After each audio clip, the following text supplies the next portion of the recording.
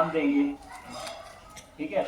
और उसके साथ क्या करेंगे, एक प्रेशर पॉइंट होता है हमारे में। ब्लड सर्कुलेट किसकी वजह से होता है भाई? ब्लड सर्कुलेशन होता है ना, कैसे होता है? कौन करती है? वेन्स और कैपिलरीज और आर्टरीज। तो हमारे ये जो आर्टरीज और कैपिलरीज हैं या वेन्स हैं, इनमें एक प्रेशर पॉइंट्स होते हैं जो बहुत ज़्यादा ब्लड लेके जाते हैं। अब जैसे यहाँ है, हैंड है, वहाँ पे एक पल्स होती है, उसको हम बोलते हैं ब्रैकियल पल्स। यहाँ पे हम करते हैं ना, हमने बचपन में यहाँ दबाकर करंट लगता है, किसी ने किया? अरे किसी ने किया? ऐसे करते हैं गर्दन, हाँ जी नो जी, कुछ तो कर लो, यस सर नो सर, हाँ नो सर करके देखना, ठीक है, करंट लगेगा यहाँ, ठीक है। इस पल्स को बोलते हैं हम ब्रैकियल पल्स, ठीक है। उसको दबा देंगे तो क्या होगा, सबसे ज्यादा ब्लड वो लेके आती है यहाँ पे। अगर उसको हम दबाएंगे तो उससे क्या होगा, ब्लड आगे सर्कुलेट नहीं होगा या कम होगा, और उसको बोलते हैं तीसरे को प्रेशर पॉइंट, ठीक है। हमने वहां नहीं दबाना है जहां पे चोट लगी है, हमने जो नस उससे आ रही है उस प्रेशर पॉइंट को ढूंढना है और उसको प्रेस करना है, ठीक है। ये होता है हमारा तीसरा। ओके, अब अगर फिर भी ना रुके फिर क्या करोगे? फिर आपके बस की बात नहीं है, आप क्या करोगे, हॉस्पिटल ले जाओ जल्दी से, ठीक है।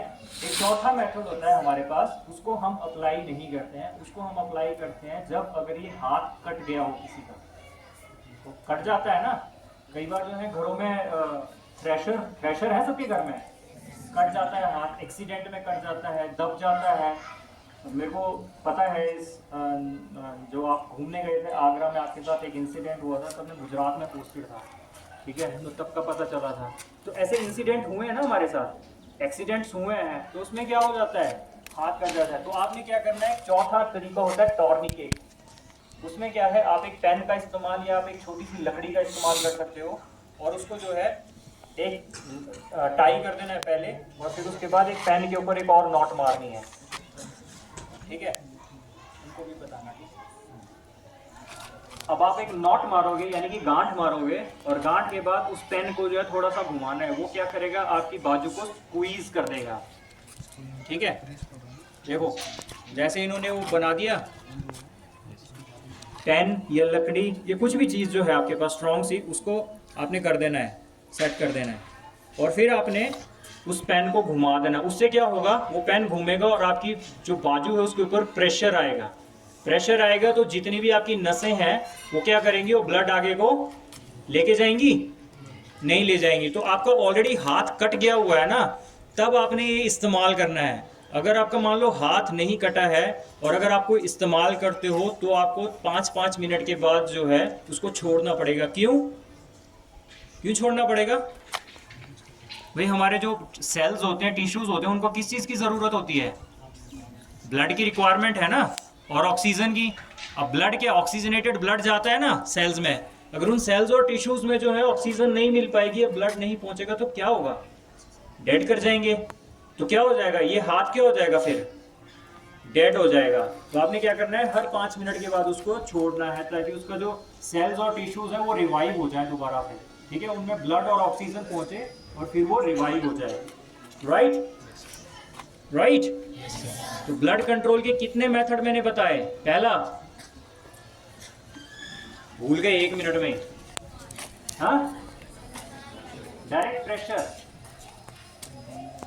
बताया ना, क्या किया उसमें, हाँ, हमने जो साफ कपड़े से उसको दबाया जहां पे ब्लड निकल रहा है, ठीक है। और दूसरा फिर से क्या किया, अगर एक से नहीं हुआ तो दूसरा, पहले वाले को हटाना है क्या, और फिर उसके ऊपर तीसरा अप्लाई कर देना है। अगर फिर भी नहीं हुआ तो दूसरा मेथड क्या बताया, पट्टी बांध के उसको एलिवेट बताया ना। एलिवेट क्या होता है, हाथ को हार्ट लेवल से उठा देना ऊपर, ठीक है, इस तरीके से। फिर तीसरा मेथड कौन सा बताया, हाँ पी से आ रहा है कुछ, प्रेशर पॉइंट ना, जो आर्टरीज और वेन्स में ब्लड को लेके आ रही है, उनको क्या करना है, उनको दबाना है हमने पीछे से, ताकि उनसे जो है ब्लड आगे ना जाए। और चौथा तरीका कौन सा है? टॉर्निकेट। ठीक है, क्या मेथड है? ठीक है, गुड। अभी इसमें ब्लड कंट्रोल में किसी को कोई डाउट अभी तक? तो मैंने ब्लड में सिखाया 4 टाइप्स में। YouTube पर हमारे चैनल को सब्सक्राइब करें और रेगुलर अपडेट के लिए बेल आइकन दबाएं।